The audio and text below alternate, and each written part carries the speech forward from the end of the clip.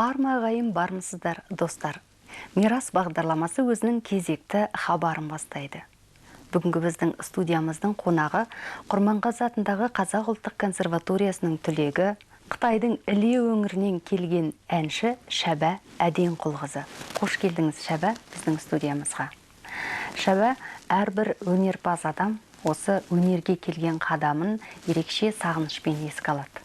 Сіз өзіңіздің осы алғашқы қадамыңызды қалай еске алар едіңіз?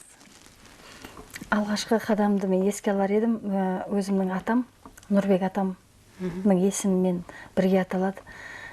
Кішкентай кезімде жаңадан тілім шыққан кезде, бір 5-6 жасқа келгеніме дейін, мектеп қабырғасын аттағанға дейін мен сол атамның тәрбиесінде болдым. Атам маған ең алғашқы әндерді сол атам үйреткен. Әнге баулыған мені. Өзі домбыра тартатын шертпе күйлерді. Сол атаммен бірге есім аламын. Ал енді өзіңіздің туып өскен жеріңіз қай жақ? Ол өңірде сіз үлгі тұтатындай өнерпаздар болды ма? Қандай әнші күйшілер болды? Мен Қытай Халық Республикасының Шинжаң Іле өңірінің Кіші-Құштай деген бір кішкентай ауылында дүниеге келгенмін. Сол жерде менің кіші әкем, өзімнің кіші әкем Бекжан марқұм. Сол кісі менің ойымдағы сол бала кезімдегі ең керемет, ең атақты әнші сол Бекжан ағам болатын. Сосын радиодан, мысалы, Қазақстанның Шалқар радиосын жиі еститінбіз сол кезде бала кезімізде. Нұрғиса Тілендиевтің, Ескендір ағаның әндері, Әсет Бейсүйектің әндері сол кезде жиі радиодан естілетін. Сол кісілердің әндерін тыңдайтынбыз. Ал енді шынымды айтсам, сол мен туған өңірде бір атақты әнші дейтіндей мен мүмкін мен білмейтін шығармын, ол жердің тарихын дұрыс білмейтін шығармын. Енді дәл қазір бәленше деп айта алмаймын. Сіздің өнер жолыңызда, яғни ондай үлкен тұлғалар кездеспеген болар. Кездеспеді.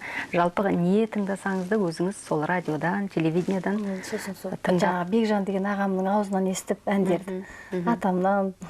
Осында консерваторияға оқуға тапсыратын кезде қандай дайындық деңгейінде болдыңыз? Жоқ әлде бұл жақтың консерваториясына келмес бұрын сол Қытай өңірінде белгілі бір музыкалық мамандық оқыдыңыз ба? Қытайда мен Қытайдың Құмыл деген қаласында педагогикалық колледжді бітірдім. Музыка мамандығынан, жалпы музыка мамандығынан бітірдім. Музыкалық сауатым болды. Бірақ халық әні туралы, домбыра туралы сауатым жоқтың қасы болатын. Мен алғаш консерваторияға тапсырған кезімде. Бірақ сол Қайрат ағай, мен Көк өзен деген әнді айтып бердім, ағайға бірінші болып. Сол кезде қазіргі ұстазым менің Қайрат Байбосынов, профессор, халық артисі. Ағай бірден сенен мен үлкен үміт артамын, сен оқуың керексің, халық әнінде деп үлкен үміт артып мені қабылдады. Яғни халық әнін айтып келдіңіз ғой? Халық әнін айтқанда білетін халық әнім бір 3-4 ғана болатын сол кезде. Онда олай болса солардың біреуін біздің көрермендерге ұсынсақ, халық әндерінің біреуін. Қандай ән айтасыз? Сол өзім ең алғаш консерваторияға келгенде емтихан айтып тапсырған әнім және консерваторияның сахнасына ең бірінші рет шығып орындаған әнім осы Әппақ Майтабан қызының әні Көк өзен деген ән болатын. Осы әнді орындап берейін. Тыңдайық.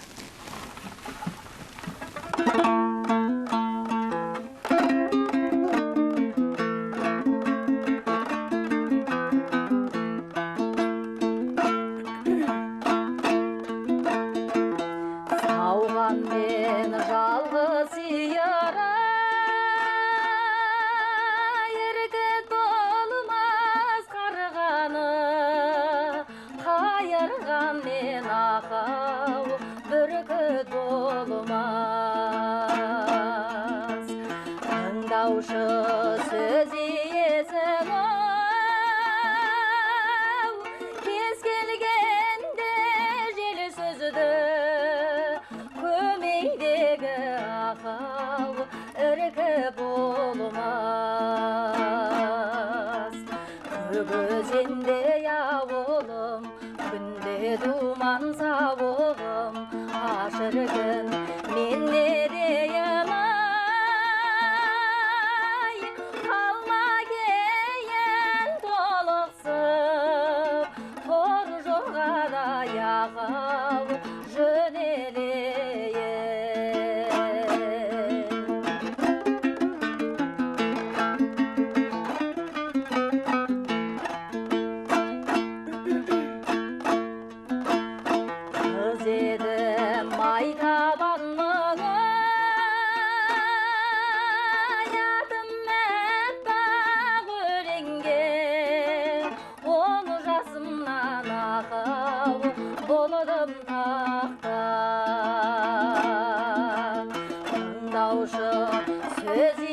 бересің ой, кез келгенде берейін, маржан сөзді ақау бірден жаттап. Өгізінде ауылым, күнде думан сауығым, ашыркін мен не дейін ай, қалма кейін толықсып, тор жорғада яқау жөнелейін, тор жорғада яқау жөнелейін.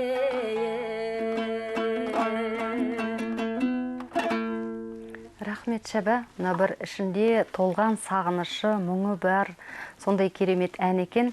Жалпы авторлық белгілі бір композитордың шығарған әні екені көрініп тұр. Осы әннің тарихына кішкене тоқтала кетсеңіз, осы біздің қазақстандық көрермендер әрине Әппақтың кім екенін біле бермейтін сияқты. Әппақ деген кім болған өзі? Біздің Әппақ апамыз Іле өңірінің Іле ауданы Көкөзен бойында дүниеге келіп, сол өңірде өмір сүрген. Жастайынан өлеңге, әнге жаны құмар, кезінде өзі жаңағы 40-қа тарта күйлерді бірден санап тартатын мықты күйші. Енді өз жанынан күй шығарған туралы деректер сақталмаған, бірақ осы Көкөзен тағы да бір 3 әні бар. Жалпы сол жақтың өнер ортасына өте белгілі адам болған ғой. Белгілі адам болған. Яғни осы Көкөзеннен де басқа әндері бар ғой. Көкөзеннен де басқа әндері бар. Ал енді осы Әппақ сияқты, Әппақпен тең келетін қандай өнер адамдары болған тағы сол өңірде? Енді егерде өзім туған өлкем Іле өңірі туралы айтатын болсам, мен тағы да бір композитор ән шығарған анамызды жақсы білем. Ол кісінің аты Шәушекей. Шәушекей деген апамыз, ол кісі біздің Текес өңірдің Ақтас жайлауында өмір сүрген. Жастайынан өнерге бейім, сондай алғыр, өжет қыз бала болып өседі. Кейін ол Қали деген жігітке ғашық болып, екеуі бір-бірімен жақын болып, бірақ енді кезінде көне заманда атастырып қояды, немесе байдың қызын кедей жігітке бермейді деген сияқты. Сол себептермен ол апамыз 19 жасында дүниеден өтеді. Жаңағы өзіне өзі қол жұмсап, белгілі себептермен оны басқа біреуге ұзататын болады, ол адамға барғысы келмейді. Сол кезде жаңағы өзінің ғашығы Қалиға арнап шығарған Қази-ай, Қарағай деген әні бар, мен білетін әннен. Бірақ енді ол апамыздың басқа өнер туындысы біздің дәуірімізге жеткен жоқ. Сонда сол Қази-ай, Қарағай деп жаңағы зарланып айтқан әнін енді қашып кетпесін деп жаңағы Шәуен апамызды киіз үйде қамап ұстаған. Сол кезде жаңағы сыртта жүрген жеңешелері, жаңағы сіңілдері өзінің, солар жаттап алған. Кейін артынан халыққа тарап кеткен осы ән. Енді бұл үлкен бір дастан, Қали мен Шәуен деген. Соны қысқаша айтып бердім қазір мағынасын. Сол Шәуен апамыздың Қази-ай деген әні бар. Ондайша тарихын тыңдадық, енді әннің өзін тыңдайық.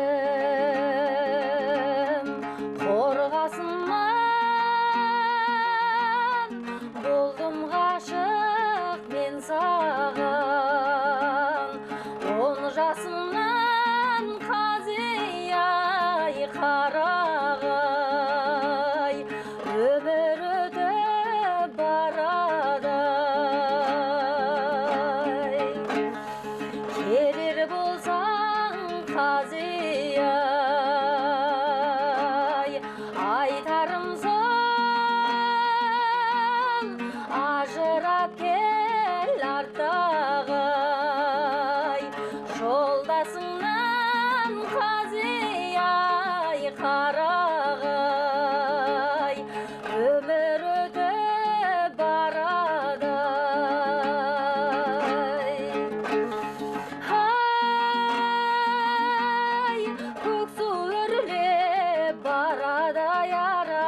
қарасаңшы, ай, құдіретіне Құдайдың қарасаңшы, ай, заман өтіп барады-ау қази, ай, өзің берген сертіңе жарасаңшы, ай.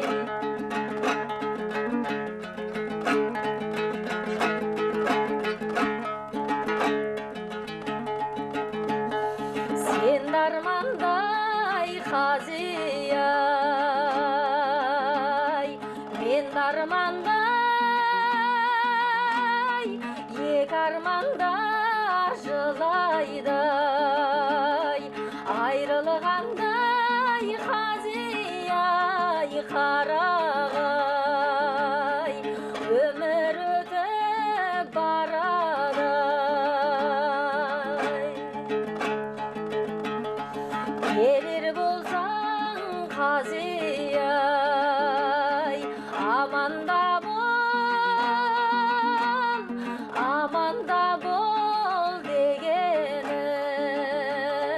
бұл да бір жол қази-ай, қарағай, өмір өтіп барады-ай.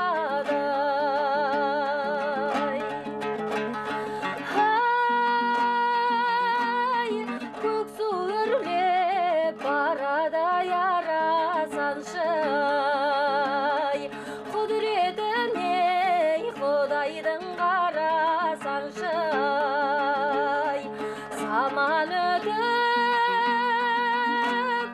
барады-ау қази-ай, өзің берген сертіңе жарасаңшы, ай, өзің берген сертіңе жарасаңшы, ай. Рахмет Шәбә. Шын мәнісінде де бұл өте бір адамның жан денесін түршіктіретін сондай тарихи ән екен. Жаңағы Шәуен апамыздың жаңағы жылап еңіреп зарланып қазиді күтіп жатқан кезінде шығарған әні. Яғни ол кезде де мына әннің сөзіне қарасақ, жаңағы бұл жолдасы да өзінің некелесіп қойған жары бар көрінеді ғой. Келер болсаң жарыңнан ажырап кел деп жатқан. Қазидың атастырып қойған қызы болған. Атастырып қойған қалыңдығы болған, сол қалыңдығынан ажырап бір жолата мен алып кетуге кел деп күтіп жатқан. күтіп жатады. Сол күтіп жатып, сосын өзіне қол жұмсаған Өзіне қол жұмсайды, ертең ұзатамыз деген күні. Егер бәлкім ғұмыр жасы ұзақ болса, кәдімгідей халыққа танылған үлкен композитор, үлкен өнер адамы болатын сияқты. 19 жасында осындай ән шығарып кетіп, осы махаббаттың құрбаны болған, осындай жаңағы Шәушеки Керімқызының өз-өзіне қойған ескерткіші іспеттес көрінеді бұл ән. Осы қазақ жерінде көптеген Ақан Сері, Біржан Сал сияқты үлкен-үлкен тұлғалар дүниеден өткен. Осы композиторлардың шығармалары жалпы арғы бетте, сіз өскен ортада орындала ма осы біздің дәстүрлі деп айтамыз, дәстүрлі композиторлардың әндері? Дәстүрлі әндері орындалады. Біз өз басым мысалы Ақан Серінің Қара торғай, Маң-маңгер деген әндерін бала кезімнен білетімін. Бірақ қайдан үйренгенім есімде жоқ. Әйтеуір білетімін, бала кезімізден құлағымызға жатталған әндер. Әсет атамыздың әндері жиі айтылатын. Енді Әсет өзі сол жақта өмір сүргеннен кейін оның әндерінің айтылуы заңдылығы бар ғой енді. Ал мына Кенен атамыздың әндері айтылатын бет сіздердің бала күндеріңізде? Кенен атамыздың әндері айтылғанда сол Кенен атаның әндерінің әуенімен, бірақ басқа сөздермен айтылатын. Термелері, халық термелері болып, әркім енді бір әуенді үйреніп алады, сосын өзі ойындағы басқа бір сөзіне салып айтады. Енді мүмкін жаттап алуға, радиодан болса басқа жақтан тыңдап, бір рет тыңдап жаттап алуға мүмкіншілігі болмаған адамдар әуенін есіне сақтап қалады, сосын ары қарай басқа сөздермен айтып жүре береді. Шәбә, ал енді өзіңіздің репертуарыңызда өте көптеген халық әндері бар. Ол халық әндері әлбетте осы жерде бізде орындалмайды. Ең әуелі көзің мөлдірін ай, пай деген әндерді сіз өзіңіз осы жерге Қазақстанға алып келіп орындаған болатынсыз үлкен сахналарда. Осы әндерді өзіңіз қай жақтан үйрендіңіз? Мен көзіңнің мөлдірін ай деген әнді бір жақта біздің көршіміз оралатын бір апа әнді жақсы айтатын. Сол кісіден үйрендім осы көзіңнің мөлдірін ай дегенді. Енді ол кісі айтқанда әртүрлі сөздермен айта беретін. Кейде мындай тұрмыстық өлеңдерде араласып кетеді, оның арасына қар өлеңдерде, бірақ қайырмасы өзгермейді. Жалпы жадында қандай сөз бар, қара өлең сонымен салып айта берген. Соған салып айта беретін осы көзіңнің мөлдірін айды. Сонымен мен сол кісіден үйрендім осы көзіңнің мөлдірін ай деген әнді. Әуенін үйрендім. Кейін осы 2003 жылдар болар мен осы әнді жаздым. Ансамбль сүйемелдеуінде жаздым. Әрі көптеген менің әнімді тыңдайтын тыңдармандарым осы көзіңнің мөлдірін айды менің орындауымда жаңағы ансамбль сүйемелімен тыңдап қабылдады. Олай болса біз қазір көрермендерге әрине ансамбльдің сүйемелімен біз тек қана домбыраның сүйемелімен ұсына аламыз.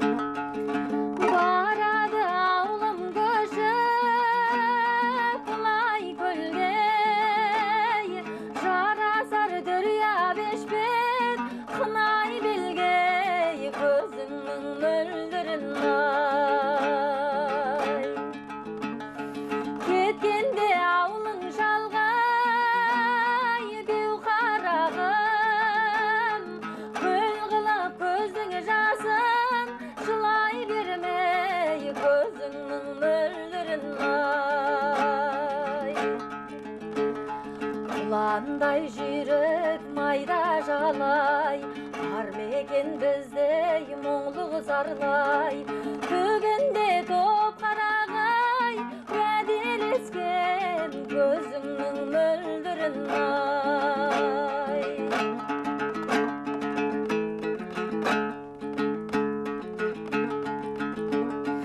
Барады ауылым көшіп, қызыл жарға